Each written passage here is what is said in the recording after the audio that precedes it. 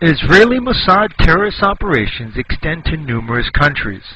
Here is just one example apart from 9/11 and others that we have briefly covered. As reported in La Voz de Altasan, two men posing as press photographers, one of them a former Israeli colonel and Mossad agent, were arrested inside the Mexican Congress on October 10, 2001, armed with 9mm pistols, 9 grenades, explosives, 3 detonators, and 58 bullets, but were released following intense pressure from the Israeli embassy. The report stated, "We believe that the two Zionist terrorists were going to blow up the Mexican Congress. The second phase was to mobilize both the Mexican and U.S. press to blame Osama bin Laden. Most likely then Mexico would declare war on Afghanistan as well, commit troops, and all the oil it could spare to combat Islamic terrorism." As reported in La Voz de Altasan, Los Angeles, Alta California.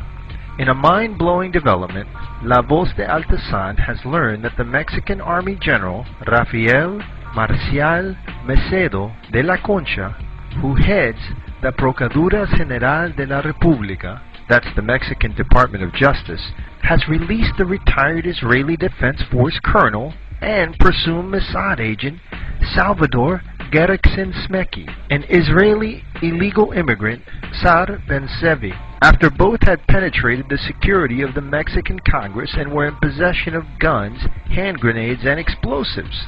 This morning, La Voz de Altasan had a personal telephone interview with Mexican Congressional Press Secretary, Licenciada Adriana Lopez, and verified the arrest of 2 Israelis after they had entered through the highly secure front entrance of the Palacio Legislativo de San Larzo.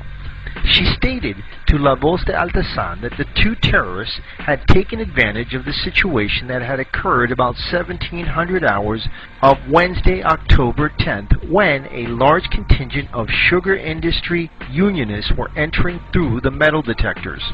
The 2 Israelis followed about 50 of the unionists to the office of the President of Mexican Congress, Beatriz Paredes. The 2 Israelis were first pretending to be press photographers, but called attention to the sugar unionists because of their nervous and out-of-ordinary behavior. About 10 of the unionists confronted them and observed that they were carrying guns and what looked to them to be explosives.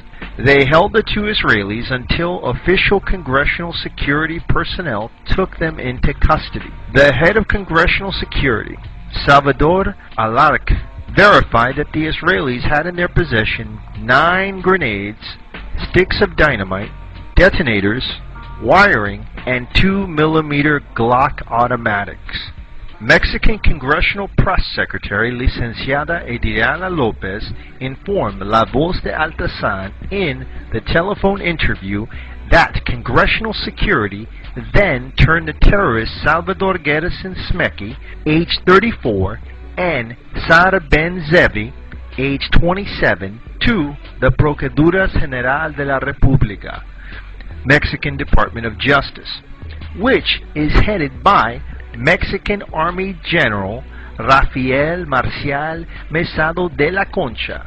Initial reports by the Procuraduría General de la República, PGR, were that both Israelis worked for a private security agency and that they both had gun permits. It turned out that there was no connection to either suspect to any private security agency. The PGR has released the retired Israeli IDF colonel with the official explanation that he had a legal permit to carry a gun. They also released the illegal Israeli immigrant on about $4,000 bail and had the case turned over to the Mexican immigration authorities. Mexican Congressional Press Secretary Licenciada Adriana Lopez was surprised to hear from La Voz de Altasan of the release of the 2 Israelis.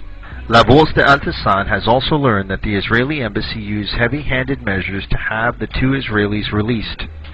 Very high-level emergency meetings took place between Mexican Secretary of Foreign Relations Jorge Gutman General Mossad de la Concha, and a top Ariel Sharon envoy who flew to Mexico City especially for that purpose.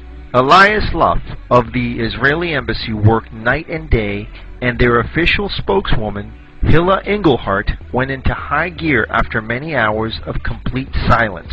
What went on during those high-level meetings, no one knows, but many in Mexico are in disbelief at their release.